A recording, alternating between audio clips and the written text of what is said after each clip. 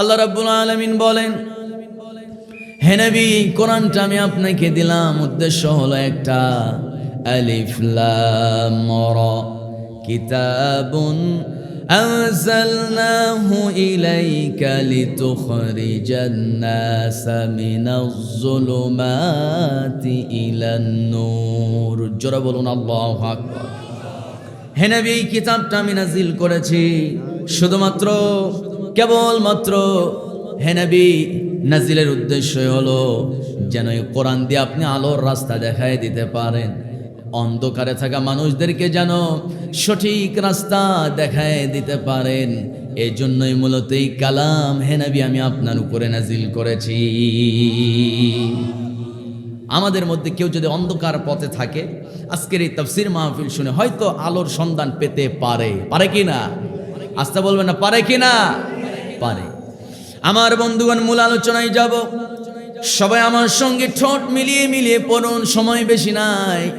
সবাই ঠোঁট মিলিয়ে মিলিয়ে আমার সঙ্গে বলুন, আলিফ লাম মিম যালিকাল কিতাবু লা রাইবা ফি হুদাল লিল মুত্তাকিন। জোরে বলুন আল্লাহু আকবার।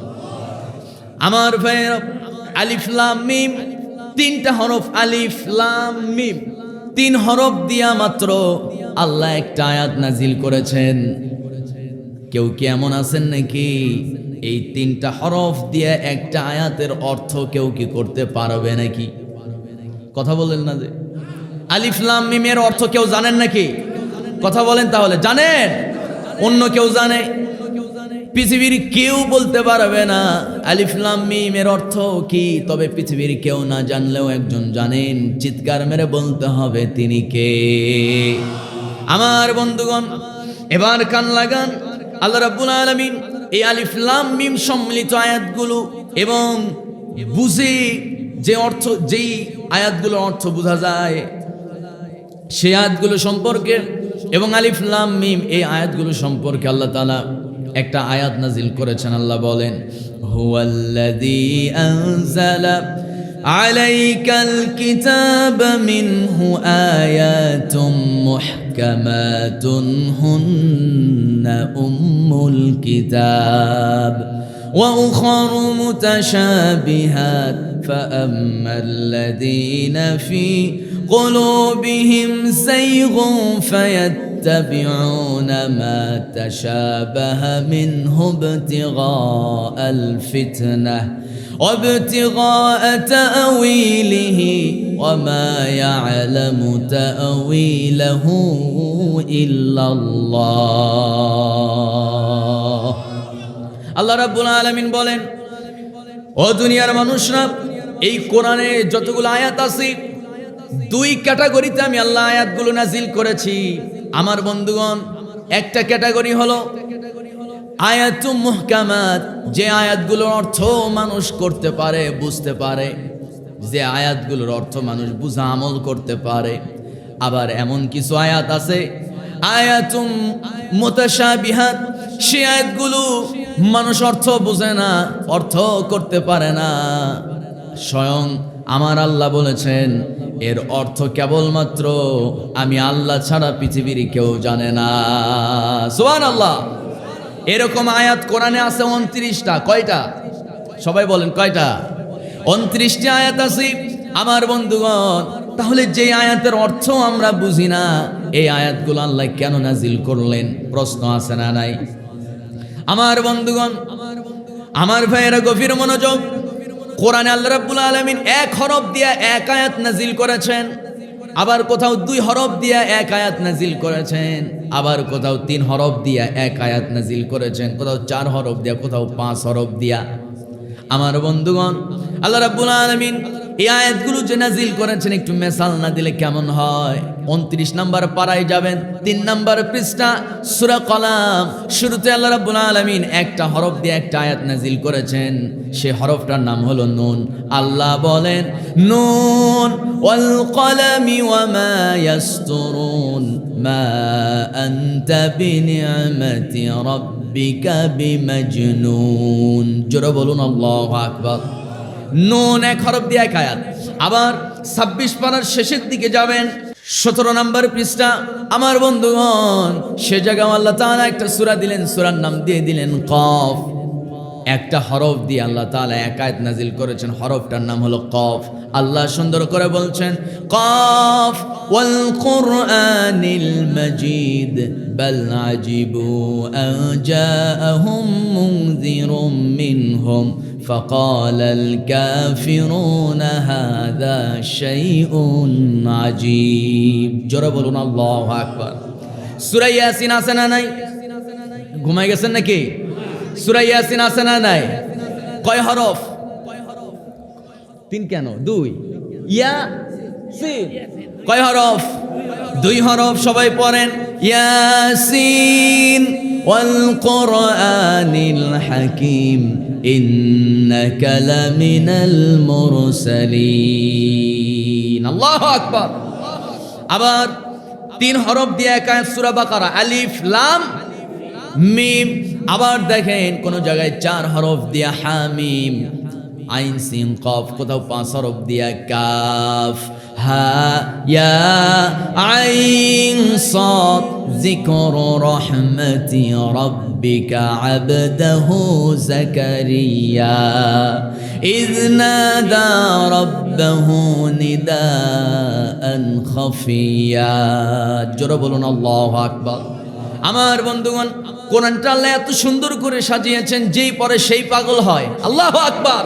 আবার যে শোনে সেও মুগ্ধ হয়। আমার বন্ধুগণ, আবু জেহেল নাম তো সবাই শুনেছি, আমরা শুনি নাই?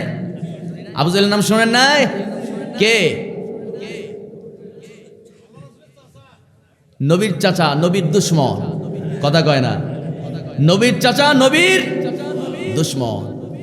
এই বেটা আবু জেহেল নবীর দুশ্মন, কোরআনের দুশ্মন, ইসলামের সবচেয়ে বড় শত্রু আবু জেহেল। কিন্তু নবীর সঙ্গে কি টিকতে পারছে নাকি? সবাই মনে ঘুমায় গেছেন। টিকতে পারছে? টিকতে পারে নাই। এই কোরআন যেই শোনে সেই কোরআনের প্রতি আকৃষ্ট হয়।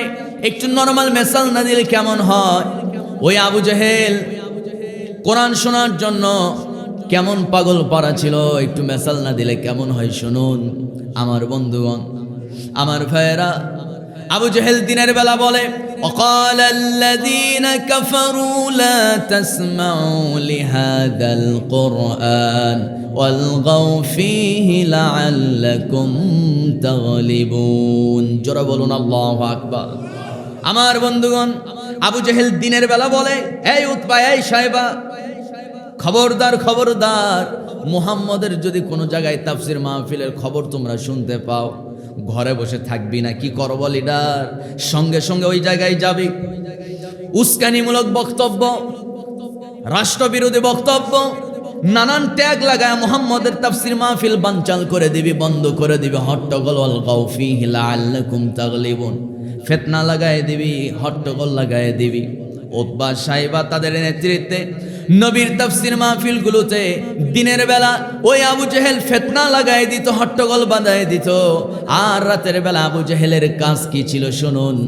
একদিন সাহেবা সিরিয়া থেকে ব্যবসা করে নবীর বাড়ির পাশ দিয়ে রাস্তা, যারা হাজী সাহেব আছেন, কাবা শরীফ তো আগে এরকম ছিল না, একটা ছোট্ট একটা কালো ঘর ছিল। নবীর বাড়ির পাশ দিয়ে, পূর্ব পাশ দিয়ে ছিল রাস্তা।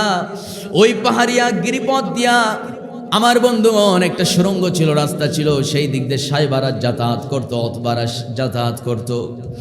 আমার নবীর বাড়ির পাশ দিয়া রাতে তারা আসতেছে।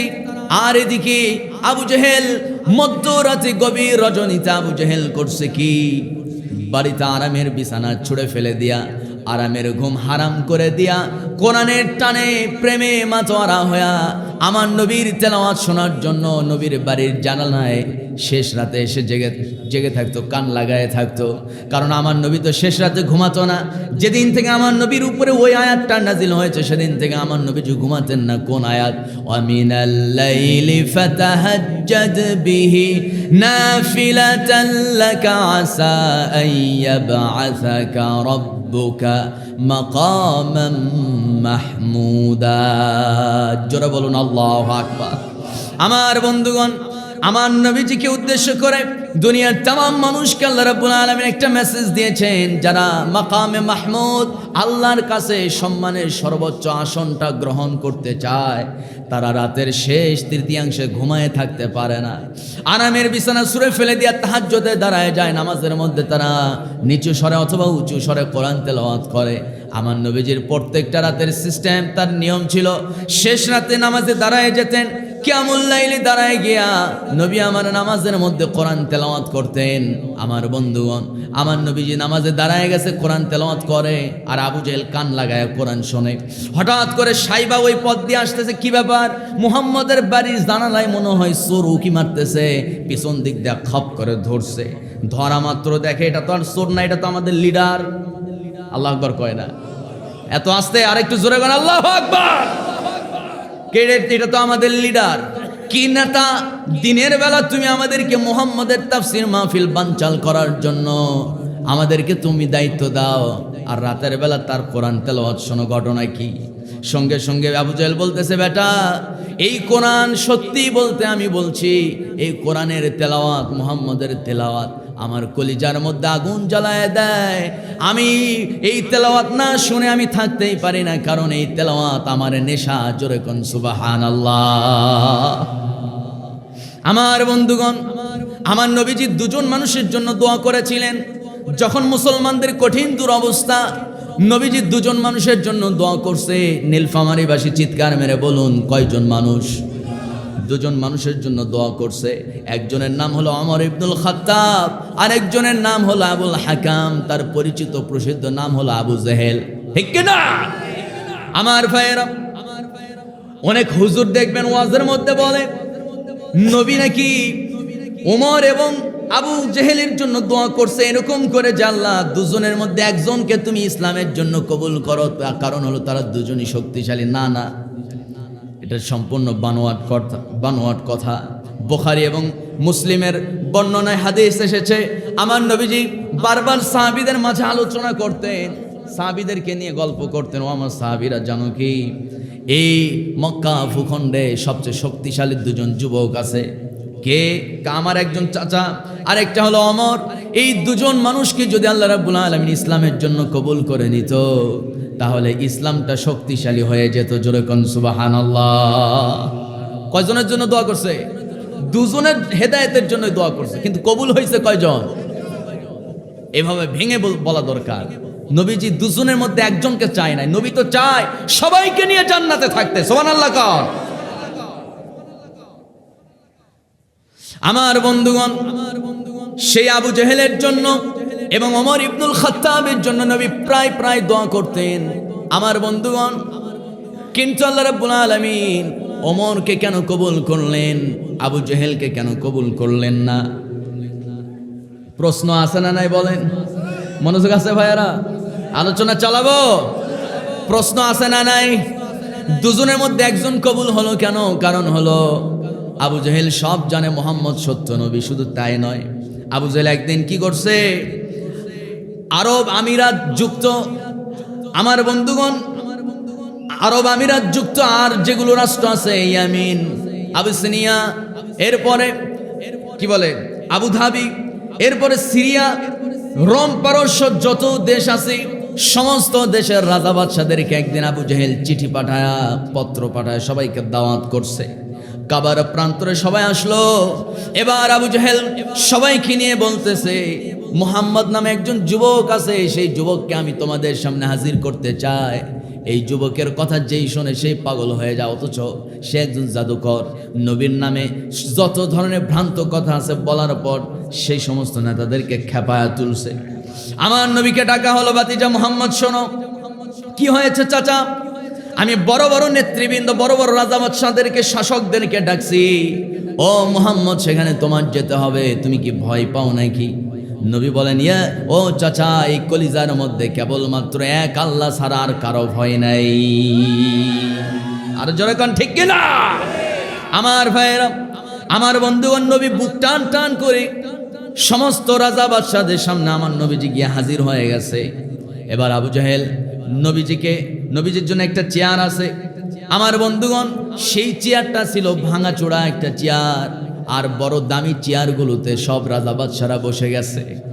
আমার ভাইয়েরা, আমার বন্ধুগণ, নবী যেই না হাজির হয়ে গেছে চাঁদনি আকাশের নিচে, আমার ভাইয়েরা সবাই বসে আছে কাবার হারামাইন চত্বরে। আমার বন্ধুগণ, একজন আবিসিনিয়ার বাদশাহ, এরপরে ইয়ামেনের বাদশাহ আমার নবীর চেহারার দিকে একবার তাকায় আর একবার আকাশের চাঁদের দিকে তাকায়, একবার নবীর দিকে তাকায় আর একবার আকাশের চাঁদের দিকে তাকায়। কোনো কিছু কুলে উঠতে পারে না। ঘটনা কি?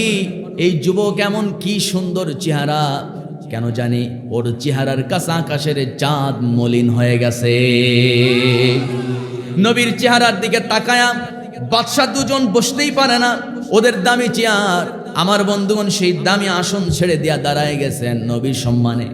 আবু জেহেল করছে কি, আপনারা দাঁড়ায় গেছেন কেন, বসেন। বসে না, জোর করে বসে দিছে। আমার নবীজি ভাঙা চেয়ারে ওখানে জোর করে ভাতিজারে বসায় দিয়া এবার আবু জেহেল প্রশ্ন করতেছে, মুহাম্মদ বিন আব্দুল্লাহ, তোমার কাছে ছোট্ট একটা প্রশ্ন। কি প্রশ্ন? ও চাচা বলুন কি প্রশ্ন? আমার নবীজিকে উদ্দেশ্য করে আবু জেহেল বলতেছে, ভাতিজা শোনো, তুমি কি সত্যি আল্লাহর নবী? হ্যাঁ, আমি সত্যি আল্লাহর নবী। আমার উপরে ওহী নাজিল হয়, আমার কাছে ফেরেশতা আসে, আমার কাছে কোরআনে আয়াত আল্লাহ রাব্বুল আলামিন বিভিন্ন সময়ে পাঠায় দেন। যদি সত্যি তুমি আল্লাহর পয়গম্বর হয়ে থাকো রে মুহাম্মদ, ও মুহাম্মদ, যদি তুমি সত্যি আল্লাহর নবী হয়ে থাকো, তাহলে তোমার কি মুজিজা আছে? কো চাচা, আমার মুজিজা হলো কোরআন। দত্তরি তোমার কোরআন রাখো, তুমি মুজিজা দেখাও মুহাম্মদ রে। যদি তুমি আজকে এই রাজা বাদশাহদের সামনে যদি তুমি ওপেনলি এখানে যদি তুমি একটা মুজিজা দেখাতে পারো, তাহলে আমরা সবাই ইসলাম গ্রহণ করে ফেলবো। আমার নবীজি কিছু বুঝে উঠতে পারেন না। এক পর্যায়ে আমার বন্ধুগণ আবু জেহেল আমার নবীকে বলতেছে, মুহাম্মদ শোনো, ওই যে আকাশের দিকে তাকাও, চাঁদ দেখতে পাও নাকি? হ্যাঁ চাচা দেখতে পাই। ওই চাঁদ হাতের ইশারা দিয়া ওই চাঁদ যদি দ্বিখণ্ডিত করতে পারো, এখানে যত রাজা বাদশাহ আছে সবাই তোমাকে নবী হিসাবে মানবে, কালেমা গ্রহণ করবে, আমিও ইসলাম গ্রহণ করব। আমার বন্ধুগণ, নবীজি টেনশনে পড়ে গেলেন, কিন্তু ইন্না মাআল উসরি ইউসরা ফা ইন্না মাআল উসরি ইউসরা, হতাশার পরে শান্তি আসে না নাই? আসতে কবে না আসে না নাই? তবে আমার বন্ধুগণ, হতাশা ভেঙে পড়া যাবে না, কারণ ইমানদাররা অবশ্য ভরসা করে একজনের উপর। আওয়াজ করে বলুন তিনি কে?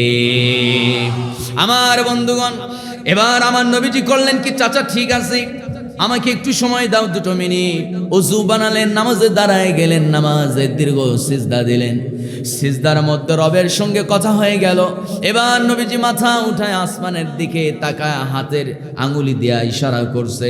মুহূর্তের মধ্যে চাঁদ দ্বিখণ্ডিত হয়ে গেছে, রাজা বাদশারা নবীর পায়ে সিজদায় পড়ে গেছে। এই পাশে আওয়াজই নাই, একটু জোরে কন্যা সুবহানাল্লাহ। আমার ভাইয়েরা, আমার বন্ধুগণ, আবু জেহেল স্বচক্ষে দেখছে আকাশের চাঁদ মুহাম্মদ দ্বিখণ্ডিত করছে। এরপরে কি আর অবিশ্বাস করার কোনো সুযোগ আছে নাকি? কথা কয় না, সুযোগ আছে? কোনো সুযোগ নাই। আমার ভাইয়েরা, শুধু তাই নয়, একদিন আবু জেহেল ঘোড়ার পিঠে সওয়ার হয়ে কাবার প্রান্তরে এসে আমার বন্ধুগণ দৌড়াদৌড়ি করতেছে। এমন সময় আমার নবীজি সেখানে ছিলেন। একটা ইহুদি বালক, চোখে দেখতে পারে না, চোখে কিছু দেখে না, ওই ইহুদি বালক নবীর কাছে আসছে, বলতেছে, তুমি কি মুহাম্মদ নাকি? হ্যাঁ আমি মুহাম্মদ। তোমার পিতার নাম কি? আব্দুল্লাহ। হ্যাঁ আমার পিতার নাম আব্দুল্লাহ। আমি তো ইনজিল জাবুর তাওরাত কিতাবে দেখছি আগের নবীরা তাদেরকে আল্লাহ বিভিন্ন মুজিজা দিয়েছে।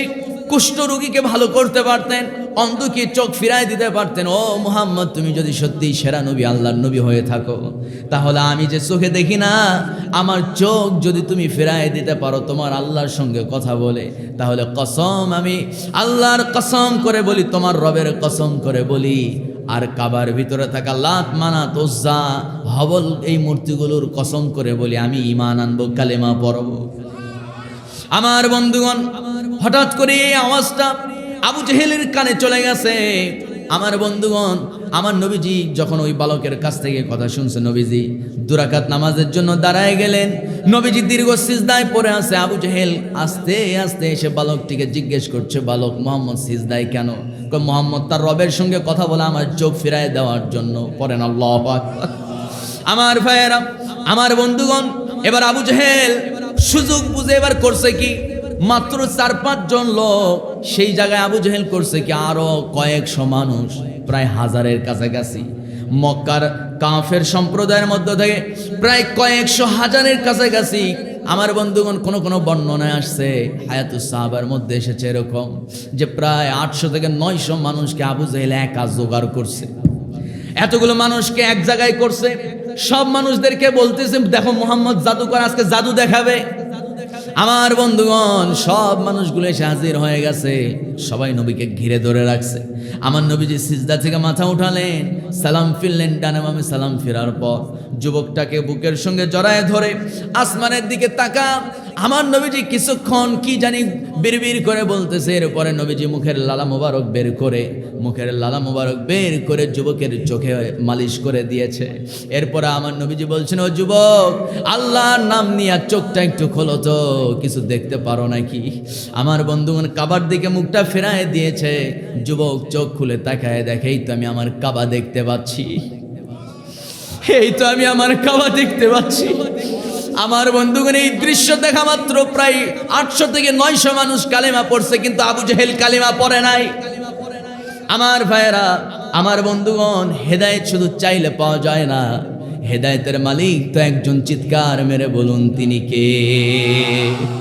আমার ভাইয়েরা, আমার নবীজি দুজনের জন্য দোয়া করছে, কিন্তু আবু জেহেলের জন্য আল্লাহ কবুল করেন নাই। কারণ হলো ওই আবু জেহেল এত শত শত অলৌকিক দৃশ্য দেখছে, নবীকে স্বচক্ষে দেখছে, নবীর অলৌকিক মুজিজা সবকিছু দেখছে।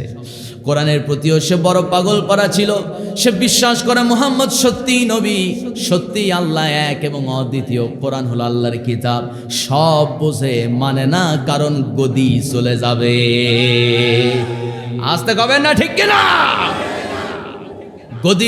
গদি যাওয়ার ভয়ে এমন অসংখ্য নেতা আছে, আলেমদের বিরুদ্ধে কথা বলে, শরিয়া আইনের বিরুদ্ধে পর্যন্ত কথা বলে। সম্মানিত ভাইয়েরা, সম্মানিত বন্ধুগণ, আল্লাহ সবাইকে হেদায়েত দান করুক বলে আল্লাহুম্মা আমিন। আর একটু আস্তে কোন আমিন।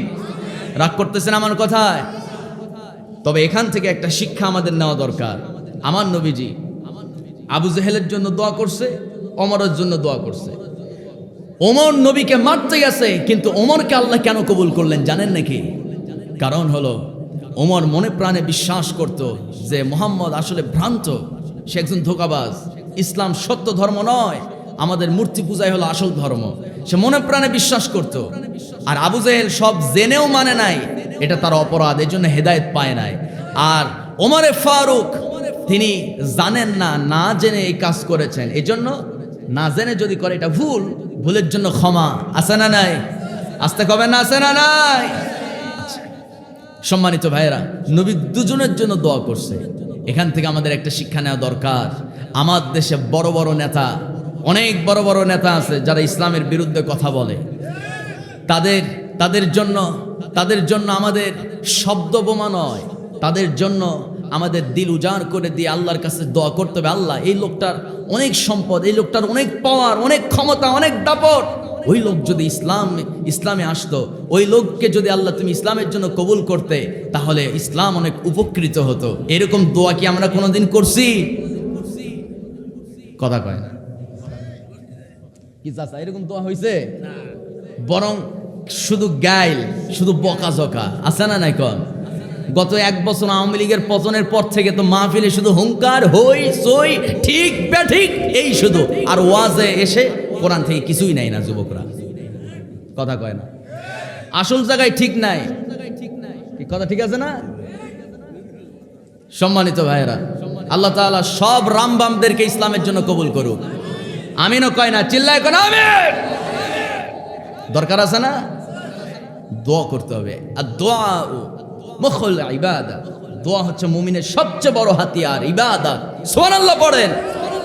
আমরা সবার জন্য দোয়া করব। শুধু দোয়া করে আবার বসে থাকলে হবে না। নবীজি দোয়া করে শুধু বসে থাকে নাই, মাঝে মধ্যে তরবারিও নিছে, মাঝে মধ্যে তিনি যুদ্ধও করছে। কি করে নাই? সব দিকেই থাকতে হবে। আমার ভাইয়েরা, আমার বন্ধুগণ, মূল কথায় এবার আসি। তাহলে এই যে 29টা আয়াত আল্লাহ নাজিল করেছেন, যার অর্থ পৃথিবীর মানুষ বোঝে না, যার অর্থ পৃথিবীর মানুষ জানে না কে ছাড়া। চাচা উঠে কেন, শেষ করবো নাকি? আমার কথায় কি রাগ করতেছেন আপনারা? আমি কি এই কোরআন এবং হাদিসের বাউন্ডারির বাইরে কিছু বলছি? বলেন বলেন, বলছি? তাহলে উঠেন কেন? হ্যাঁ, ওঠা যাবে না। যুবকদেরকে নিয়ে আমি গুরুত্বপূর্ণ কিছু কথা বলবো। একজন স্যার এসে আমাকে বলতেছে, মুসকি মুসকি হাসতেছে, পাশে থেকে তার স্টুডেন্টরা বলতেছে স্যার বিয়ে করে নাই। স্টুডেন্ট বলতেছে স্যার বিয়ে করে নাই। বেকায়দা না? স্যার যদি বিয়ে না করে স্টুডেন্ট কবে বিয়ে করবে? কথা কয় না। তো এই স্যাররে একটু বিয়ে দেওয়া দরকার, পোলাপানরেও বিয়ে দেওয়া দরকার। একটু ওয়াজ তো করার দরকার আছে কিনা? বলবো বলবো, সব লাইন আসতেছে সামনে। জোরে বলি ইনশাআল্লাহ। আর একটু জোরে বলুন ইনশাআল্লাহ। যুবকরা নামাজ পড়ে? কথা কয় না।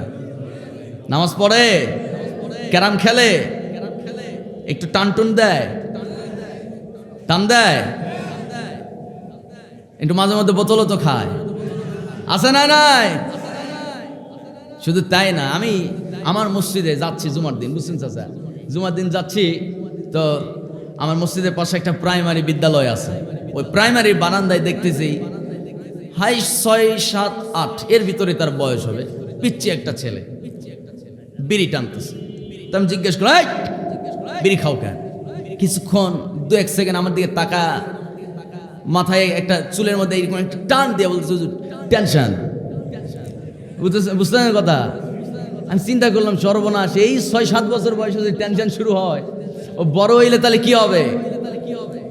কথা কয় না, ঠিক কিনা? এরকম আছে নাকি এই এলাকায়? টানটুন দেয়? আপনারা একটু টান দিলে ওরেও টান দিয়ে। সম্মানিত ভাইয়েরা, মূল কথায় আসি। তাহলে যে আয়াতগুলো মানুষ বোঝে না, এরকম আয়াত 29টা আল্লাহ কেন নাজিল করলো? প্রশ্ন আছে না নাই? মক্কার কাফেররা বলতেছে মুহাম্মদের মাতৃভাষা হলো আরবি, আল্লাহর কি আর কোনো ভাষা জানা নাই নাকি? ওই আরবি ভাষাতেই কেন কোরআন নাজিল করা লাগবে? মানে প্যাঁচ দেখছেন?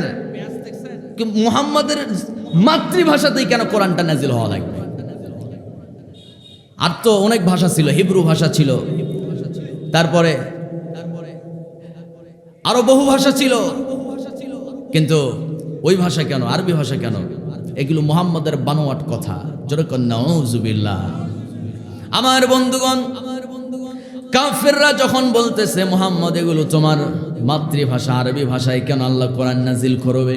আরো তো বহু ভাষা ছিল। মুহাম্মদ নবী কিছু বলতে পারে না, সঙ্গে সঙ্গে আল্লাহ রাব্বুল আলামিন এমন এমন কঠিন কঠিন আয়াতগুলো নাজিল করছে।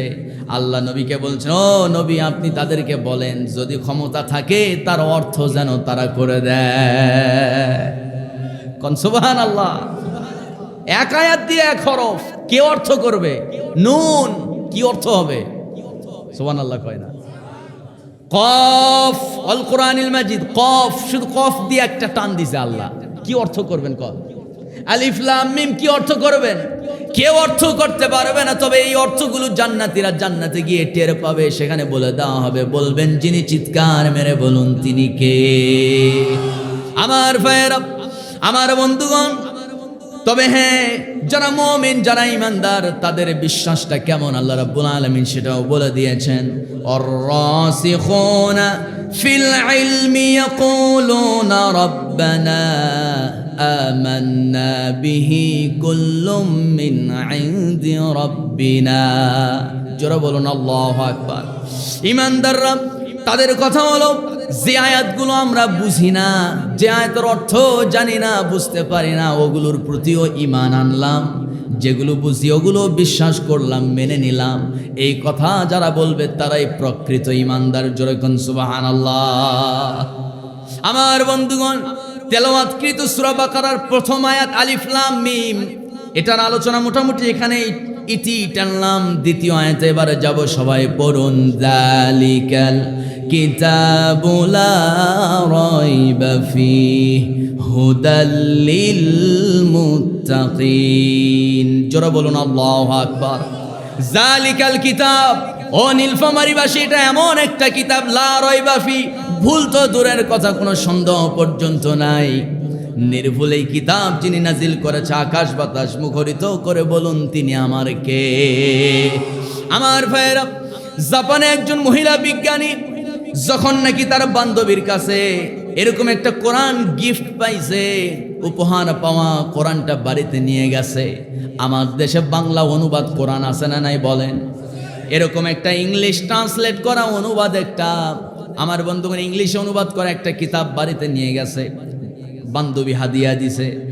সেই কিতাবটা বাড়িতে নিয়া যখন দেখতেছি, জালিকাল কিতাব লা রাইবা ফি, ব্যাপার কি এই কিতাবে নাকি এমন কিতাব যার ভিতরে ভুল নাই, সন্দেহ তো দূরের কথা। ঘটনা কি? অথচ জীবনে বহু বই পড়লাম, বহু গ্রন্থ হাতে নিলাম, লেখক শুরুতে লিখে দেয় ভুল থাকলে জানাবেন, পরবর্তীতে সংশোধন করে নেব। এটা এমন কি কিতাব যার মধ্যে ভুল নাই? নিশ্চিত এই কিতাবের যিনি লেখক তিনি বড্ড অহংকারী। কেন সে এরকম চ্যালেঞ্জ করবে যে আমার ভুল নাই? অনেক মুরব্বী আছে দেখবেন 40-50 বছর ধরে নামাজ পড়ে, হজ করছে, হঠাৎ কইরা মসজিদে ইমাম চেঞ্জ হয়ে গেছে, 2 মাস হলো নতুন একজন ইমাম আসছে। ওই ইমাম এসে বলতেছে, চাচা আপনারা তো বড় মহব্বত করি, সূরা কেরাতগুলো একটু ঠিক রাখা দরকার, আসেন তো একটু ভুল আছে নাকি। শুনতে গেছে সূরা ফাতিহা, চাচা বলছে আমার বন্ধুগণ ভাঙা ভাঙা কণ্ঠে সূরা ফাতিহাটা শোনায় দিছে। নতুন ইমাম সাহেব 2 মাস হয়েছে, চাকরির বয়স, বলতেছে চাচা আপনার সূরা ফাতিহার মধ্যে মোটামুটি 4টা ভুল গেছে। কি বলো? আমি উমরা করে আসছি, হজ করে আসছি, সেই সৌদি আরবে আমার ভুল কেউ ধরলো না। 40 বছর ধরে নামাজ পড়তেছ আর তুমি আইসো ভুল ধরতে? সরো, কথা কয় না? আছে না নাই? এরকম দাম্ভিক অহংকারী হাজী সাহেব আছে না নাই? আমার ভুল নাই, আমার এই সেই হামবে তুমবে, এগুলো অহংকারী, ঠিক না? তবে হ্যাঁ, অহংকার মানুষের জন্য না, অহংকার কেবলমাত্র একজনের জন্য। জোরে বলুন তিনি কে? আমার বন্ধুগণ, আমার ভাইয়েরা, আল্লাহর জন্যই সমস্ত অহংকার। কারণ হলো এই দুনিয়াতে মানুষ মানুষের জন্য, মানুষ মানুষকে ছাড়া চলতে পারে না। তবে বলুন তো, আল্লাহ চলার জন্য কি আল্লাহ কারো কি কোনো প্রয়োজন আছে নাকি? আমার বন্ধুগণ, আমার ভাইয়েরা, সেই জালিকাল কিতাব লা রাইবা ফি এর অর্থ পড়া মাত্র সেই মহিলা বিজ্ঞানী মনে মন চিন্তা করতেছে, এই কিতাব যে লিখছে সে বড্ড অহংকারী, অহংকারের তো পতন আছে। আচ্ছা দেখি তো, আমি এই কিতাবটা রিচার্জ করব, অবশ্যই কিতাবের আমি ভুল বের করেছি। আর হঠাৎ করে শুনতে পারছে এটা যেমন তেমন কিতাব না, এটা মুসলমানদের ধর্মীয় কিতাব। ঘটনা কি? ধর্মীয় কিতাব মানে মুসলমানদের স্রষ্টা, মুসলমানদের আল্লাহর নাজিল করা কিতাব। এবার মহিলা চিন্তা করলেন, না না, আর হাল ছেড়ে দেওয়া যাবে না, গোটা দুনিয়া জুড়ে একটা আলোড়ন সৃষ্টি করতে হবে। কেমনে? প্রেস ব্রিফিং করলেন, সংবাদ সম্মেলন ডাকলেন, সাংবাদিকদেরকে ডেকে সেই জাপানের মহিলা বিজ্ঞানী, তার নাম হলো নেওয়াল।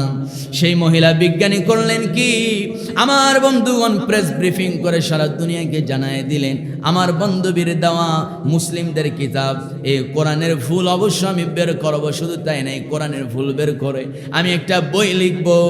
ওই বইটার ভিতরে, ওই বইয়ের ভিতরে এই কোরআন থেকে এই ভুলগুলো যে বের করবো, সেগুলো বইটার ভিতরে আমি উল্লেখ করবো, সেগুলো তুলে ধরবো। এক কথায় কোরআনের বিরুদ্ধে আমি বই লিখবো। আমার বন্ধুগণ, সেই মহিলা যখন বাড়িতে গিয়া কোরআন রিচার্জ করা শুরু করছে, দেখে মনে মনে চিন্তা করে, কোরআন হলো আরবি ভাষায়, আর ট্রান্সলেট করা ইংলিশ অনুবাদ পরে কোরআনের সঠিক ভুল বের করা যাবে না। সুতরাং কোরআনের ভুল ধরতে হলে কোরআনের ভাষা শিখতে হবে, আরবি শিখতে হবে। মুসলিম ছদ্মবেশে নিজেকে মুসলিম পরিচয় দিয়া একজন আলেমের কাছে একটানা 6 মাস তিনি কোরআনটা শিখলেন, আরবি ভাষা শিখলেন, আরবি ব্যাকরণ শিখলেন। এরপরে মহিলা করলেন কি, 1 নয় 2 নয় 4 বছর, ফুল 4টা বছর তিনি কোরআন রিসার্চ করছে। কয় বছর? 4 বছর কোরআন রিসার্চ করছে, 6 মাস কোরআনটা শিখছে। 4 বছর 6 মাস পর সেই মহিলা বিজ্ঞানী তার সাঙ্গপাঙ্গদেরকে নিয়ে, মানে হলো তার বডিগার্ডদেরকে সাথে নিয়ে, তার সহকারী পিএকে সঙ্গে করে নিয়ে, আমার বন্ধুগণ জাপানের সেন্ট্রাল মসজিদের বাইরে অপেক্ষা করছে জুমার দিন। যেই না জুমার নামাজ শেষ হয়ে গেছে, খতিব সাহেব জুমার নামাজ পড়ে আস্তে আস্তে বের হতেছে, সহকারীকে পাঠিয়ে দিলেন, যাও ইমাম সাহেব খতিব সাহেবকে একটু ডাক দাও, তার সঙ্গে আমার কথা আছে। হুজুর বের হয়ে আসতেছি। আমার বন্ধুগণ, হুজুরকে যখন বলা হলো হুজুর আমার ম্যাডাম আপনাকে ডাকতেছে, একটু চলেন। হুজুর চলে গেছে, যায় দেখে মহিলা তো যেমন তেমন মহিলা না, খুব ভিআইপি পারসন, ডানে বামে সামনে পেছনে চৌকুশ বাহিনী, নিরাপত্তা রক্ষী আছে। চিন্তা করলেন সাধারণ কোনো মহিলা না, জিজ্ঞেস করলেন ম্যাডাম আপনি আমাকে ডেকেছেন, কি অবস্থা বলুন। ম্যাডাম সেই মহিলা বিজ্ঞানী চোখের পানি ছেড়ে দিয়ে বলতেছে, হুজুর আমি ইসলাম গ্রহণ করতে চাই। কেন? আমি ইসলামের বিরুদ্ধে আমি বই লেখার জন্য প্রেস ব্রিফিং করেছিলাম, সংবাদ সম্মেলন করেছিলাম, কিন্তু এই 4 বছর 6 মাস হয়ে গেছে। 6টা মাস আমি কোরআন আরবি ভাষাটা শিখেছি, 4 বছর কোরআন রিচার্জ করেছি। 4 বছর 6 মাসে কোরআনের ভুল ধরা তো দূরের কথা, এই কোরআন আমার জীবনের ভুলগুলো খুঁজে বের করে দিয়েছে। আরেকটু চিৎকার মেরে বলি আল্লাহু আকবার। আমার বন্ধুগণ, আমার ভাইয়েরা, হুজুরও কান্দে, মহিলাও কাঁদে, উপস্থিত সমস্ত মানুষ এই দৃশ্য দেখে সেদিন কেঁদে ফেলছে। আমার ভাইয়েরা, জিজ্ঞেস করা হলো মহিলা কোরআনের কোন আয়াতটা আপনাকে ইসলাম গ্রহণ করতে বাধ্য করলো? সঙ্গে সঙ্গে মহিলা কোরআনুল কারীম 21 নম্বর সূরা আম্বিয়া 30 নম্বর আয়াতটা তেলাওয়াত করলেন। যারা পারেন আমার সঙ্গে ঠোঁট মিলিয়ে মিলিয়ে পড়ুন। আল্লাহ বলছেন, আওয়ালাম ইয়ারাল্লাযীনা কাফারু আন্নাস সামাওয়াতি ওয়াল আরদা কানাতা রাতকান ফাফাতাকনাহুমা।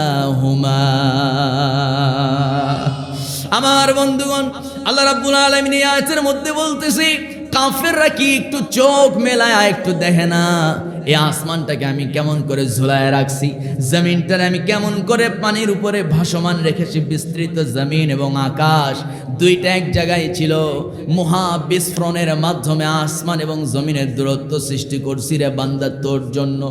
এরপরেও বান্দা তোর কি চোখ খুলবে না? এরপরেও তুই কি তোর রবকে চিনবি না? এরপরেও তুই কি তোর রবের ডাকে সাড়া দিয়া মসজিদে গিয়ে তোর রবকে একটু সিজদা দিবি না? আমার বন্ধুগণ, ওই মহিলা বলতেছে, হুজুর এই আয়াত পড়া মাত্র আমি চিন্তা করলাম, নিশ্চিত আমি আমার স্রষ্টার সঙ্গে বড় বেঈমানি করছি। আর কতদিন? দয়া করে দেরি না করে কালেমা পড়ায় দেন।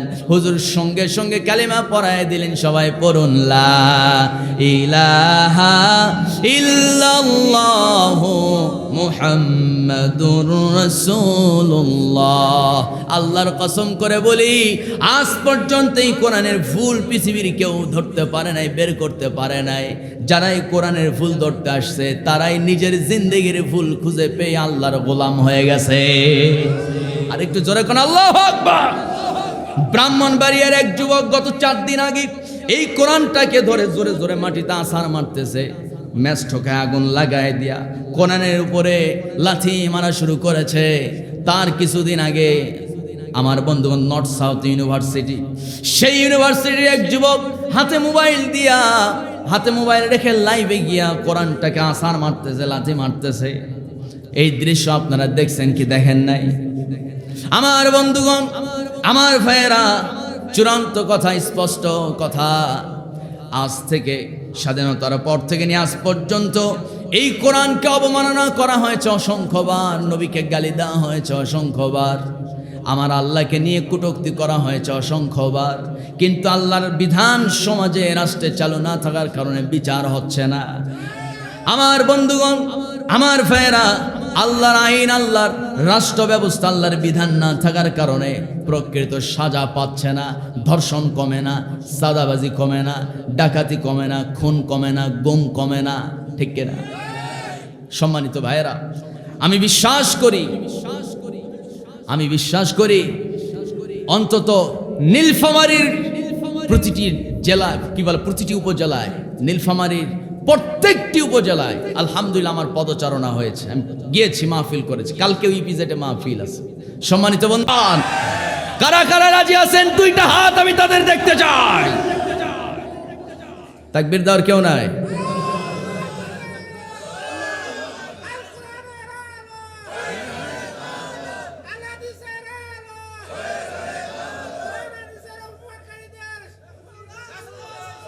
ফাঁসি চাই, ফাঁসি চাই, কোরআন অবমাননাকারীদের ফাঁসি চাই, ঠিক কিনা? সম্মানিত ভাইয়েরা, সম্মানিত বন্ধুগণ,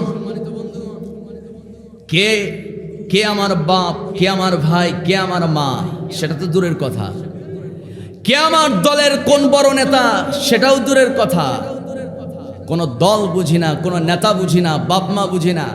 কোরআন, ইসলাম, আমার নবী, আমার আল্লাহকে নিয়ে বাজে মন্তব্য করবে, জিভ টেনে ছিঁড়ে ফেলা হবে মুসলমান। সব কথা মেনে নেওয়া যায়, সব সহ্য করা যায়, সব হজম করা যায়, কিন্তু এই চারটি জায়গায় কেউ যদি আঘাত করে মুসলমানরা আর ঘরে বসে থাকতে পারে না। যারা ঠিক বলতেছেন আমি বুঝবো ইমানের সমস্যা আছে আপনাদের, যারা কোন ঠিক কিনা আছে আছে এরকম। সম্মানিত বন্ধুগণ, আল্লাহ তাআলা তাদেরকে হেদায়েত দান করুক, জোরে বলি আমিন। তবে ইসলামকে নিয়ে যারা আঘাত দিয়ে কথা বলে, ইসলামের বিরুদ্ধে যারা কটূক্তি করে, আল্লাহ তাদেরকে হেদায়েত দেয় না। হেদায়েত কারা পায় জানেন? যারা ইসলাম মানে না, ইসলাম বোঝে না, মানে না, আবার বুঝে মানে না, কিন্তু চুপ থাকে, বিরোধিতা করে না, তারা হেদায়েত পায়। আর যে বুঝেও বিরোধিতা করে, কোশ্চিন কালেও নবী তার জন্য দোয়া করলে হেদায়েত পাবে না। আলোচনা কি চালাবো? আপনারা বিরক্ত হচ্ছেন না তো? চলো, কথা কয় না, চলবে কতক্ষণ? জোরে বলি ইনশাআল্লাহ। শরীফ ভাই কতক্ষণ? আর তো চার কি বলে 12টা বাজতে 5 মিনিট আছে, আরো চালাবো? বিরক্ত হচ্ছেন না তো? ইনশাআল্লাহ, অসুবিধা নাই তো? জোরে বলি ইনশাআল্লাহ। সম্মানিত ভাইয়েরা, তাহলে নির্ভুল সন্দেহমুক্ত এই কিতাবটা আল্লাহ নাজিল করেছেন কাদের জন্য? হুদাল্লিল মুত্তাকিন, যারা মুত্তাকি তাদের জন্য। সুবহানাল্লাহ পড়ে। আমার বন্ধুগণ, নীলফামারীর ভাইয়েরা, মুত্তাকি তাহলে কারা? যেহেতু আল্লাহ বলেছেন মুত্তাকিদেরকে হেদায়েত দিয়ে এই কোরআন তাদেরকে জান্নাতে ঢুকায় দিবে, হুদাল্লিল মুত্তাকিন। সুতরাং মুত্তাকি কারা? মুত্তাকিদের পরের 2 আয়াতে আল্লাহ তাআলা 5টা বৈশিষ্ট্যের কথা বলেছেন। এই 5 বৈশিষ্ট্য যার ভিতরে থাকবে তারাই মুত্তাকি। জোরে কোন সুবহানাল্লাহ। মুত্তাকির বৈশিষ্ট্য কয়টা? সবাই বলে না। মুত্তাকির বৈশিষ্ট্য কয়টা? 5টা বৈশিষ্ট্য। আমার বন্ধুগণ, এবার আসেন মুত্তাকিদের 1 নাম্বার বৈশিষ্ট্য। আল্লাহ রাব্বুল আলামিন বলছেন আল্লাযীনা ইউমিনুনা বিল গায়ব। জোরে বলুন আল্লাহু আকবার। মুত্তাকিদের 1 নাম্বার বৈশিষ্ট্য হলো ইউমিনুনা বিল গায়ব, তারা ঈমান আনে অদৃশ্যের প্রতি। অদৃশ্য হলো জান্নাত, অদৃশ্য জাহান্নাম। আমার আল্লাহ অদৃশ্য, আল্লাহকে কি দেখা যায় নাকি বলেন? কথা কেন? দেখা যায়, কিন্তু কিছু কিছু বাউল ফাউল করে ফেলে, তারা নাকি আল্লাহরেও দেখতে পায়। নাউজুবিল্লাহ কয় না? ওরা নাকি আল্লাহরেও দেখতে পায়। আবার কিছু কিছু পিশাব, সেও নাকি আল্লাহরে দেখতে পায়। মুসা নবী আল্লাহরে দেখতে পায় না, পিশাব দেখে কেমনে? সবাই না, বড় কিছু আল্লাহর ওলিও আছে ভালো, আবার কিছু কিছু পিশাব আছে, বলে কি জানেন? পানির নিচে জলে মোমবাতি, বাউ বাতাসে নিভে না, বাবার নামে হালকা দিলে ওযু গোসল লাগে না। সুবহানাল্লাহ কয়, সুবহানাল্লাহ কয়, নাউজুবিল্লাহ পড়েন। সম্মানিত ভাইয়েরা, আবার এক পিশাব, সে হলো ন্যাংটা বাবা। কি বাবা কন? ন্যাংটা বাবা। ও আবার বাবা হয় কেমনে? ন্যাংটা, ও ন্যাংটা। তো ন্যাংটা বাবা যাচ্ছে রাস্তা দিয়ে, শাহালি মাজারে আসছে, যাচ্ছে, যাইতে যাইতে হঠাৎ করে বাবা ব্রেক মারছে, বিশাল ব্রেক, আর যাচ্ছে না, দাঁড়ায় আছে। সামনেও আগায় না, পিছনেও আগায় না। ঘটনা কি? বাবা থামে গেছে। ঘটনা কি? সামনে মনে হয় বিপদ না। বাবা এবার মুখ ঘুরায়া, দক্ষিণ দিকে মুখ ঘুরায়, এবার দাঁড়ায় পেশাব করা শুরু করছে। মুরিদরা চিন্তা করতেছে সর্বনাশ, এটা তো যেমন তেমন পানি না। এই পানি যদি মাটি খেয়ে যদি শুকে যায়, তাহলে তো আমাদের কপালে হেদায়েত নাই। রহমতের পানি এটা, তো এই রহমতের পানি, এটা মাটিতে ফেলা যাবে না। ওই পানিও ওরা নিতেছে। সম্মানিত ভাইয়েরা, আমার দেশের মানুষ এতটাই নির্বোধ, ওরা হচ্ছে বাবা পীর সাহেবের পেশাব ওরা রহমতের পানি মনে করে। আর হিন্দুরা তারা হচ্ছে ওই যে গাভী আছে না, গরু আছে, গাভী গরু দেখবেন, ইউটিউবে সার্চ দিবেন যে কি বলে, গরু গাভীর পেশাব, পেশাব খাওয়া, মানে এতটুকু লাগবেন যে গাভীর পেশাব, দেখবেন যে ভিডিও চলে আসতেছে। পুলিশ ডিউটিতে যাচ্ছে, ইন্ডিয়ার পুলিশ, ও ডিউটিতে যাওয়ার পূর্বে করছে কি, গোয়াল ঘরে দাঁড়ায় আছে, গরুর ঘরে গোয়াল ঘরে দাঁড়ায় আছে। হঠাৎ করে দেখতেছে গরু পেশাব করা শুরু হয়েছে, সঙ্গে সঙ্গে হাত দুইটা দিয়া নিয়ে শুধু মুখে মালিশ করতেছে।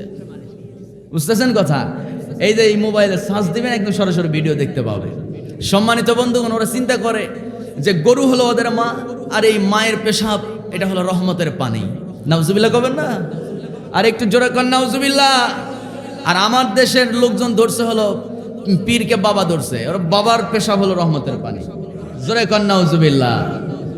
আমার ভাইয়েরা, আল্লাহকে কি দেখা যায় নাকি? সবাই চিল্লায় একযোগে বলতে দেখা যায়? দেখা যায় না। তবে হ্যাঁ, আল্লাহকে মানুষ দেখতে পাবে জান্নাতে গিয়ে। কোথায় গিয়ে? জান্নাতে গিয়ে দেখতে পাবে। আমার বন্ধুগণ, এবার যদি প্রশ্ন করি, বলুন তো নীলফামারীর ভাইয়েরা, আল্লাহ কোথায় থাকে বলুন? বলুন বলুন, কোথায় থাকে? আরশে থাকে। আর কোথায় থাকে বলেন? সব জায়গায়। এই যে সব জায়গায় বা আরশে এরকম, আমার বন্ধুগণ এক একজনের এক এক কথা। না না, আমাদের চিন্তা ফিকির এক করতে হবে। আল্লাহ তো নিজে বলেই দিয়েছেন, বান্দারে, আমার নবী বলেন, যার ঘরে কুকুর বিড়াল বা জীবজন্তুর ছবি থাকে ওই ঘরে রহমতের ফেরেশতাই ঢোকে না। তাহলে যেই ঘরে রহমতের ফেরেশতা ঢোকে না ওই জায়গায় আল্লাহ কেমনে থাকে? তাহলে যেহেতু ছবি থাকলে যেহেতু আল্লাহ রহমতের ফেরেশতাই থাকে না, তাহলে আল্লাহও থাকবে না। তার মানে আকাম কুকাম যাই করে আল্লাহ দেখবে না, এরকম নাকি? আবার না না, আল্লাহর চোখ ফাঁকি দেওয়ার কোনো সুযোগ নাই রে যুবক ভাইয়েরা। আমার বন্ধুগণ, দুনিয়ার বিভিন্ন জায়গায় এমন আছে খুব জঘন্য অপরাধ, সেই জায়গাগুলোতে সংগঠিত হয়, পতিতাবৃত্তি হয়। নাইট ক্লাবে নারীদেরকে নিয়ে, উলঙ্গ নারীদেরকে নিয়ে মজা মস্তি করে হাজারো যুবক। আমার দেশে গুলশানে আমার বন্ধুগণ ভিআইপি নাইট ক্লাব আছে, সেখানে বড় বড় টাকাওয়ালারা গিয়ে মেয়েদেরকে নিয়ে নাচা খোদা করে। আমার ভাইয়েরা, সেই জায়গাগুলোতে তো আল্লাহ থাকতে পারে না, কারণ সেগুলো তো খারাপ জায়গা। খারাপ জায়গায় আল্লাহ কেমনে থাকবে? তবে হ্যাঁ, আল্লাহ না থাকলেও আল্লাহর দৃষ্টি সবার উপরে আসে না না আমার বন্ধুগণ। তবে আল্লাহ কোথায় আছে? পিছন থেকে আমার এক ভাই একটা আয়াত বলে দিয়েছে, সে আয়াতটা হলো আর রহমানু আলাল আরশি ইস্তাওয়া। আরে চিৎকার মেরে বলে আল্লাহু আকবার। আল্লাহ, আমার বন্ধুগণ, আল্লাহ থাকেন হচ্ছে আরশে আজিমের উপরে। আমার রব তিনি সমসীন আছেন। আরশে আজিমের উপরে তিনি কেমনে আছে, কিভাবে আছে, এর বিস্তারিত আল্লাহ বলে নাই, খোঁজারও দরকার নাই। তবে হ্যাঁ, যারা জান্নাতে যাবে তারা স্বচক্ষে আল্লাহকে দেখবে। একবার আল্লাহর দিকে চোখ পড়া মাত্র কখন যে 70,000 বছর চলে যাবে বান্দা টের পাবে না। জোরে কোন সুবহানাল্লাহ। আমার বন্ধুগণ, সে আল্লাহর প্রতি ঈমান আনতে হবে যিনি অদৃশ্যের মালিক। সে আল্লাহর প্রতি ঈমান আনতে হবে যারে দেখা যায় না, তিনি সকল ক্ষমতার মালিক। হুয়াল আউয়ালু ওয়াল আখিরু ওয়াজ যাহিরু ওয়াল বাতিন ওয়া হুয়া বিকুল্লি শাইইন আলিম। জোরে বলুন আল্লাহু আকবার। তিনি প্রথম। কে তিনি? আস্তে কবেন নাই, কে তিনি? তিনি প্রথম, তিনি শেষ। দুনিয়া সব ধ্বংস হবে, কিন্তু ঠিক থাকবেন কে? তিনি প্রথম, তিনি শেষ, তিনি প্রকাশ্য, তিনি গোপন। বান্দা মনের মধ্যে কি ষড়যন্ত্রে বীজ বপন করো তোমার পাশের ভাই জানে না, কিন্তু বান্দা তোর মনের খবর, ও বান্দা, তোমার পাশের কেউ না জানলে অবশ্য মনের খবর যিনি জানে তিনি আমার কে? আমার বন্ধুগণ, একজন সাহাবী, নাম তার আব্দুল্লাহ জুলবাদাইন। সেই সাহাবী অদৃশ্যের প্রতি ঈমান আনলেন। যে আল্লাহরে দেখা যায় না সেই আল্লাহর প্রতি ঈমান আনলেন। আমার বন্ধুগণ, সেই সাহাবীর বয়স মাত্র 16 বছর। ঈমান আনছে, নবীর কাছে গেছে, নবীকে গিয়ে বলতেছে, ইয়া রাসূলুল্লাহ, কালেমা পড়ায় দেন, ঈমান আনতে চাই, ইসলাম গ্রহণ করতে চাই। এভাবে আর থাকা যায় না। আমার নবীজি ওই সাহাবী সম্পর্কে ভালো বুঝতেন, ভালো জানতেন। সেই সাহাবীর বাবা জন্মের আগে দুনিয়া থেকে বিদায় নিয়েছেন।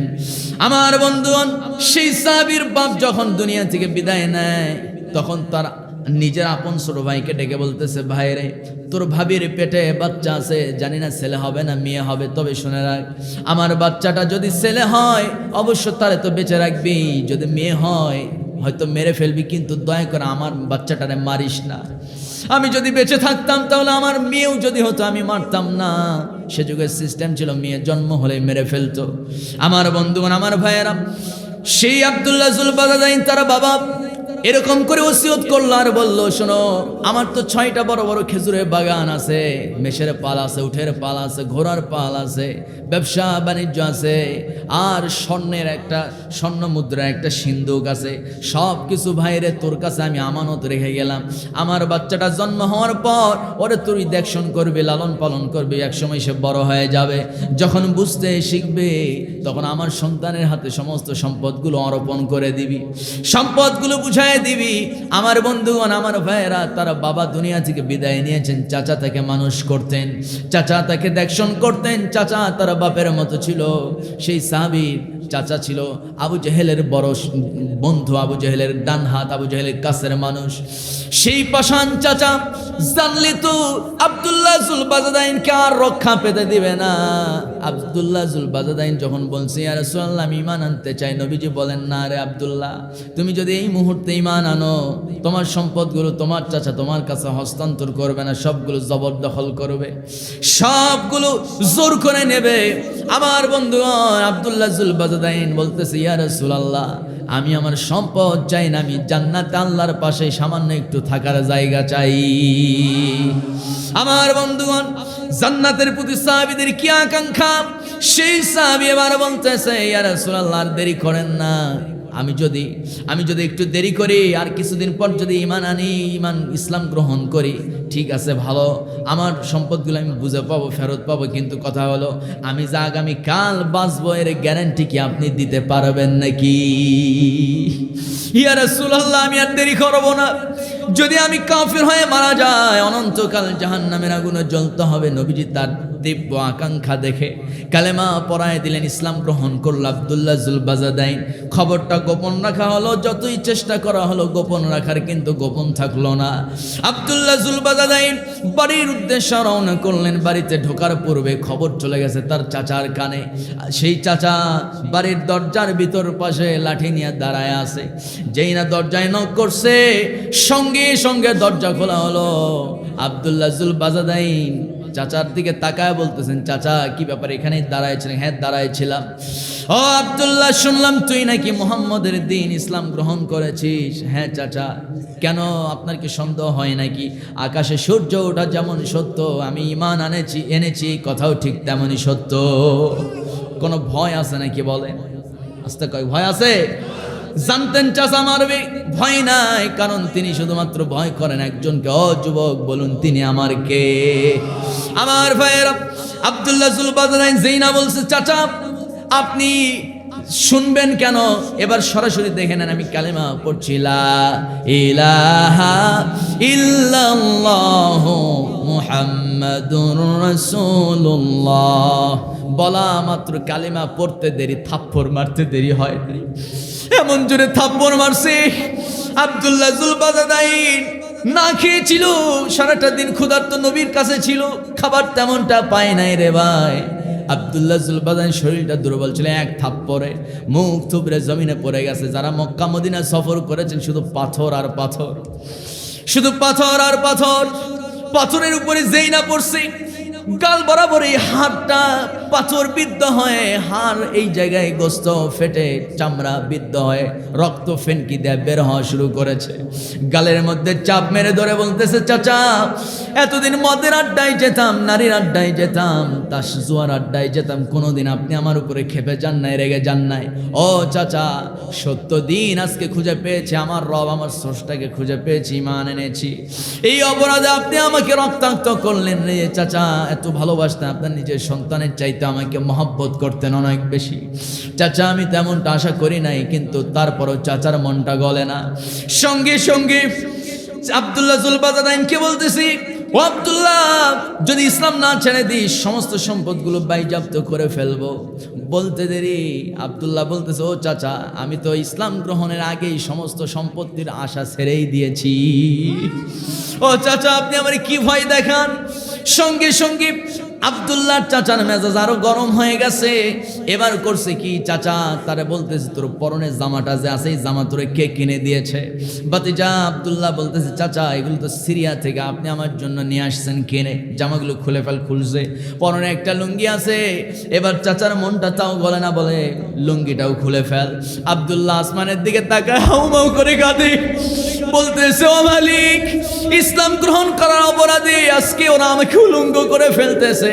আমার পরনের কোনো জামার দরকার নাই, কিন্তু জান্নাতের পোশাকটা অবশ্যই আমি পরতে চাই। আমার বন্ধুগণ, আমার ভাইয়েরা, আব্দুল্লাহ সুলবাজাদাইন লুঙ্গি খোলে না, দেরি হয়।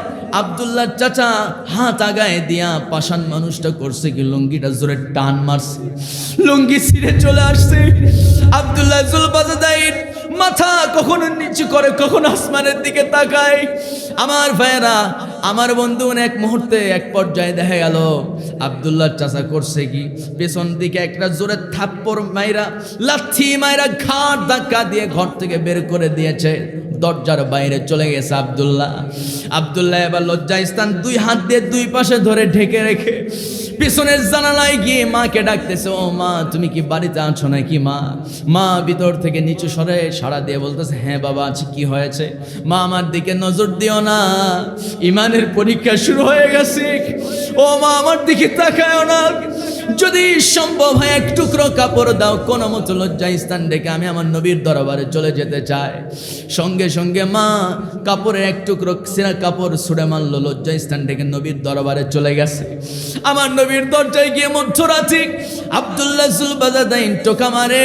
নবী ঘুম থেকে জেগে উঠে দরজা খুলে আব্দুল্লাহর দিকে তাকায়া, নবীর বুঝতে দেরি হয় নাই, বুকের সঙ্গে জড়ায় ধরে বলতেছে, আব্দুল্লাহ যাও, আমি তোমার জন্য দোয়া করে দিলাম।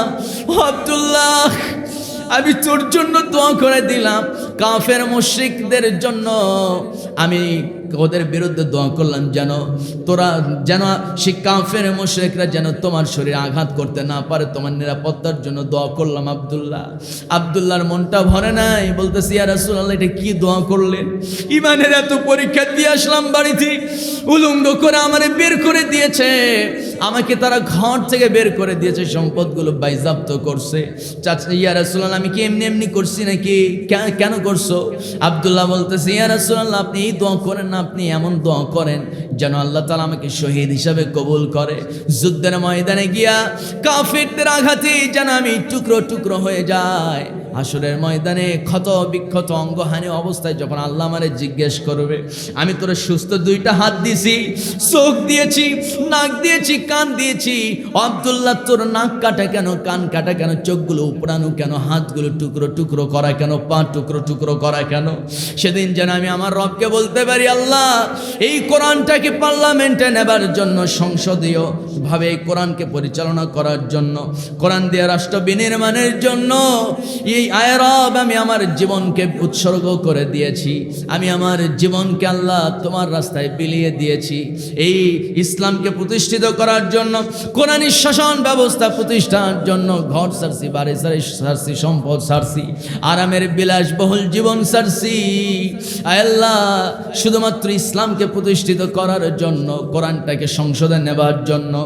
আয়রব আমি জিহাদের ময়দানে গিয়া টুকরো টুকরো হয়ে গেছি, কাফেররা আমাকে টুকরো টুকরো করে বিদায় করছে।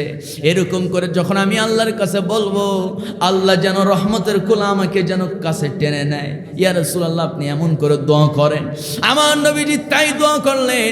সেই সাহাবী আব্দুল্লাহ জুলবাজাদাইন বেশি দিন বেঁচে ছিল না রে ভাই। আব্দুল্লাহ জুলবাজাদাইন আমার বন্ধুগণ যখন সুযোগ পাইতো আসহাবে সুফার সাহাবীদের সেই কামরায় গিয়া আব্দুল্লাহ জুলবাজাদাইন জোরে জোরে চিৎকার মেরে মেরে কোরআন তেলাওয়াত করতো। অন্যান্য সাহাবীরা বিশ্রাম নিতে অসুবিধা হয়, নবীর কাছে গিয়া তারা নালিশ জানালো। আমার নবীজি বলে, ও আমার সাহাবীরা, কার নামে নালিশ দিবা বুঝি না, কিন্তু আমার আব্দুল্লাহর বিরুদ্ধে তোমরা নালিশ দিও না, কারণ আব্দুল্লাহ ইসলাম গ্রহণ করতে প্রচন্ড কষ্ট হয়েছে, ইমানের চরম পরীক্ষা দিয়েছে আমার আব্দুল্লাহ। বেশি দিন গেল না, খন্দকের যুদ্ধ চলে আসলো। যুদ্ধের ময়দানে আব্দুল্লাহ চলে গেছে। আব্দুল্লাহকে ওরা টুকরো টুকরো করে ফেলেছে, টুকরো টুকরো লাশ একটা বস্তার মধ্যে করে নিয়ে নবীর সামনে হাজির করা হলো। নবীজি বলতেছে, আমার আব্দুল্লাহ কই? ইয়া রাসূলুল্লাহ এই বস্তার মধ্যে আব্দুল্লাহ। আমার নবীজি বস্তাটা হাতের মধ্যে নিয়ে বলতেছে, আমার সাহাবীদের এরকম ত্যাগের বিনিময়ে আমি বিশ্বাস করি বেশি দিন সময় লাগবে না, মদিনা মক্কা আল্লাহ বিজয় দান করে দিবে। আমার বন্ধুগণ, আমার ভাইয়েরা, আমার নবীজি করলেন কি, নিজের জুব্বা খুললেন, কাফনের কাপড়ের জন্য দিয়ে দিলেন, নিজে কবর খুললেন। আমার নবীজি নিজে কবরে নামলেন। আবু বকরকে ডেকে বলছেন, আবু বকর তুমি আমার ডান পাশে নেমে যাও, ওমরকে বাম পাশে নিয়া। আমার বন্ধুগণ, নবীজি যখন তার সুন্দর করে দাফন করে দিতেছে, পাশ থেকে সাদ বিন আবি ওয়াক্কাস রাদিয়াল্লাহু তাআলা চিৎকার মেরে মেরে আসমানের দিকে তাকায়া চিৎকার মেরে মেরে বলতেছে, ও আকাশের মালিক, এই লোকটা আজকে কবরস্থ হচ্ছে, সেই আব্দুল্লাহ কতই না ভাগ্যবান। আজকে আব্দুল্লাহর জায়গায় যদি আব্দুল্লাহ না হয়া আমি সাদ বিন আবি ওয়াক্কাস যদি এরকম করে শহীদ হতে পারতাম, আহারে আব্দুল্লাহ কত ভাগ্যবান। আব্দুল্লাহর কবরে স্বয়ং নবী নামছে, নবীর দুজন বরকতি সাহাবী নামছে। আল্লাহু আকবার।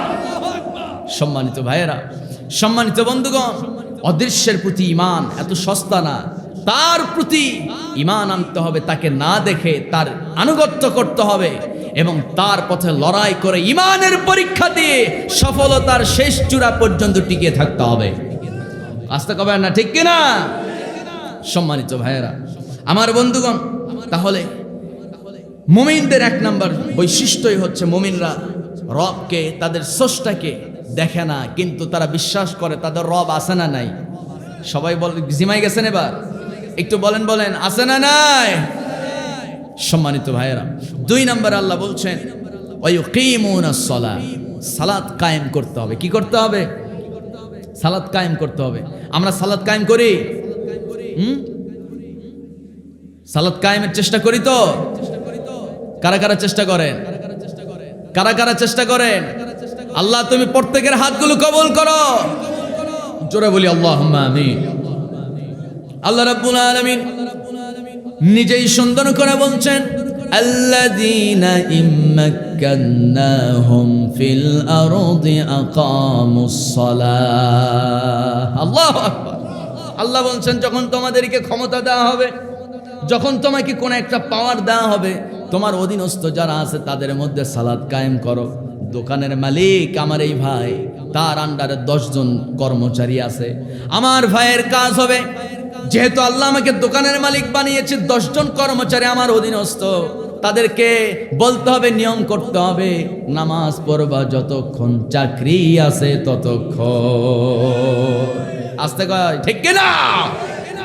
ওসি সাহেব, আজান হয়ে গেছে, সব কনস্টেবল, এসআই, এনএসআই যারা আছে সবাইকে নিয়ে ওসির নেতৃত্বে সেখানে থানার ভিতরে নামাজ হবে, ইমামতি করবে ওসি সাহেব। বলেন তো, এরকম দৃশ্য যদি থানার ভিতরে তৈরি হয়, সেই থানার ভিতরে কি আর কোনো জঙ্গি কারবারি থাকবে? আস্তে বলেন, কোনো দুর্নীতি থাকবে? থাকবে। আমার ভাইয়েরা, আজান হয়ে গেছে, পার্লামেন্টে 300 সদস্য সহ স্পিকার সবাই, সবার বক্তব্য বন্ধ হয়ে গেছে। আমার বন্ধুগণ, মাননীয় স্পিকারের নেতৃত্বে সেখানে নামাজ শুরু হয়ে যাবে, সবাই তার পিছনে নামাজ পড়বে, ঠিক কিনা?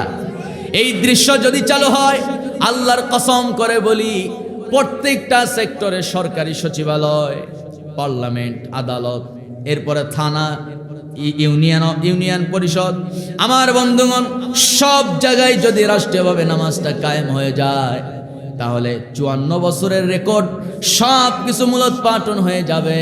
আমার ভাইয়েরা, দেশে এমন আর নেতা খুঁজে পাওয়া যাবে না যেই নেতা দেশের সম্পদ বিদেশে নিয়ে বাগান বাড়ি করবে। এরকম নেতা খুঁজে পাবেন না, কারণ নামাজ সমস্ত অশ্লীল কাজ থেকে মানুষকে বাঁচায় দেয়। সুবহানাল্লাহ বলতে পারলেন না? আর একটু জোরে কর না সুবহানাল্লাহ। যুবকরা নামাজ পড়ে?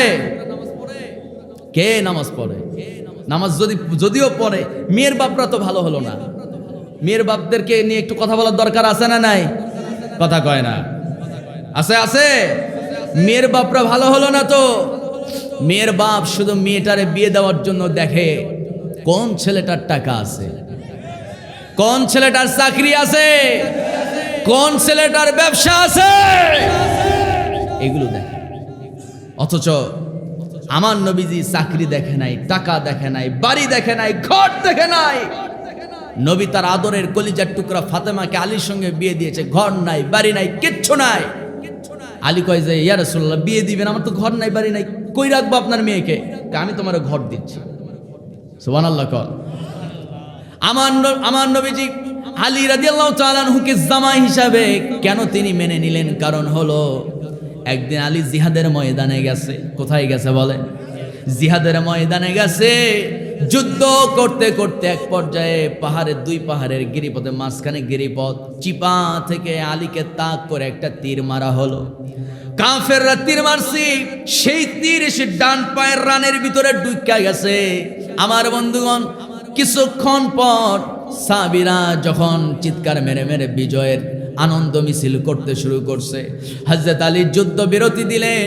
ঘোড়ার পিঠে দ্রুত উঠে তীরের মাথাটা ভেঙ্গে বাড়ির দিকে রওনা করলেন। বাড়ি তো নাই, রওনা করছে মসজিদে নববীর দিকে। মসজিদে নববীর দিকে রওনা করলেন। আসহাবে সুফার সেই কামরায় গিয়া আমার নবীর সাহাবী হযরত আলী রাদিয়াল্লাহু তাআলা কিছু চিকিৎসককে তলব করলেন। চিকিৎসকরা আসলো, চিকিৎসা করবে, তীর বের করবে, হাত দেয়, আলী হাত দিতে দেয় না। একদিন যায়, দুদিন, 3 দিন পর দেখা গেল পুজ হয়ে গেছে। নবী খবর পেয়ে টের পায়া আমার নবী যে গোপনে ইয়ামেন থেকে 3 থেকে 4 জন খ্রিস্টান চিকিৎসক ডাক দিলেন। অভিজ্ঞ 4 জন খ্রিস্টান, অভিজ্ঞ কয়েকজন চিকিৎসক যখন আসছে, আলী টের পায় না, আলীরে বুঝতে দেয় না। নবী যে গোপনে তাদেরকে ডাকছে। আমার নবী যে আলী রাদিয়াল্লাহু তাআলা আনহুর ব্যাপারে এতটাই তিনি আলীর তাকওয়া সম্পর্কে নবী জানতেন। আলীকে বলছে, আলী ওযু বানাও। ওযু বানালো। আলীকে বলছে, আলী রে, ও আলী তুমি তো অসুস্থ, সুস্থতার জন্য 2 রাকাত নামাজের জন্য দাঁড়াও তো আলী, দেখি আমিও দোয়া করছি তোমার জন্য। নামাজে দাঁড়ায় গেছে। এবার আমার নবীজি চলে গেছে পাশের রুমে গিয়ে চিকিৎসকদেরকে বলতেছে, চিকিৎসকরা চলে আসো আমার সঙ্গে। আসছে চিকিৎসকগুলো, আমার বন্ধুগণ, আমার ভাইয়েরা, চিকিৎসকগুলো এসে এবার আমার নবীর কথা অনুযায়ী নবীজি বলতেছে, চিকিৎসকরা শোনো, এই যে আমার আলী, আমার সাহাবী আলীর পায়ের মধ্যে তীর ঢুকছে। তীর যেমনে ইচ্ছা যেমনে খুশি টেনে বের করো, ও নামাজে দাঁড়ায় গেছে, আমি এতটুকু বিশ্বাস করি ওর নামাজ নষ্ট হবে না। আমার ভাইয়েরা, খ্রিস্টান সেই চিকিৎসক আশ্চর্য হয়ে গেছে। ঘটনা কি? আমরাও তো নামাজ পড়ি, তারাও তো নামাজ পড়ে, খ্রিস্টানরাও কিন্তু নামাজ পড়ে। খ্রিস্টানরা নামাজ পড়ে না? খ্রিস্টানরাও নামাজ পড়ে, ওদেরও নামাজ আছে। আমার বন্ধুগণ, অনেক চার্চ আছে, খ্রিস্টান মিশনারি অনেক জায়গা আছে, আপনাদের নীলফামারীতেও আছে, আমি খবর নিয়েছি। আমার ভাইয়েরা, গরিব মিসকিন অসহায় মুসলিমদের ঈমান নষ্ট করার জন্য তারা lakh lakh crore crore million billion trillion মার্কিন ডলার খরচ করে মানুষের ঈমান চুরি করার জন্য। আস্তে কয় ঠিক কিনা? আমার ভাইয়েরা, ওরা যখন দেখছে কি ব্যাপার, মুহাম্মাদের অনুসারী আলীর এমন কি মনোযোগ, নামাজের ভিতরে তীর টান দিলে টের পাবে না। এবার তারা করছে কি, স্বাভাবিক যে তীর টানতে হবে ওরকম করে না টেনে আরো খোসায় যেমনে খুশি তীর টেনে বের করে ফেলছে। হযরত আলী রাদিয়াল্লাহু তাআলা আনহু প্রথম রাকাত শেষ করলেন, দ্বিতীয় রাকাত শেষ হয়ে গেছে। এরপরে সালাম ফিরলেন। সালাম ফেরার পর বাম দিকে সালাম ফিরান, নবীর দিকে চোখ পড়ে গেছে। নবীও মুস্কি মুস্কি হাসে, আলীও মুস্কি মুস্কি হাসে। আমার বন্ধুগণ, হযরত আলী নবীকে বলতেছেন, ইয়া রাসূলুল্লাহ আপনি মুস্কি মুস্কি হাসেন কেন? আলী বলে, তুমি মুস্কি মুস্কি হাসো কেন? আমি তো জানি না, আপনি হাসেন তাই। আমার নবী বলেন, আলী রে, পায়ের দিকে তাকাও, তীরটা আছে নাকি? তাকায় দেখে তীর নাই। ঘটনা কি? ইয়া রাসূলুল্লাহ তীর গেল কই? তীর বের করা হয়েছে। হযরত আলী চোখের পানি ছেড়ে দেয়া বলতেছে, ইয়া রাসূলুল্লাহ, আল্লাহি রাব্বুল কাবা, কাবার রবের কসম করে বলি, কখন তীর বের করছেন আমি টেরি পাই নাই। একটা মশা কামড় দিলে যা কষ্ট হয়, কসম আল্লাহর, সেই কষ্টটুকু আমি অনুভব করি নাই। আরেকটু জোরে কোন সুবহানাল্লাহ। সেদিন থেকে আমার নবীজি মনে মনে নিয়ত করছে, আরে আমি মেয়ে দিমু। সুবহানাল্লাহ কর। কারণ আল্লাহ বলছেন, ওয়া'মুর আহলাকা বিস-সালাতি ওয়াসতাবির আলাইহা লা নাসআলুকা রিজকা। জোরে বলুন আল্লাহু আকবার। ও যুবক, কিসের টেনশন? চাকরি নাই, বেকার জীবন, কোনো টেনশন করার দরকার নাই। যেহেতু আল্লাহ তোমার দুনিয়াতে পাঠিয়েছে, আল্লাহ রিজিকের দায়িত্ব তো নিয়েছে। কেমনে? আল্লাহ বলেন, বান্দা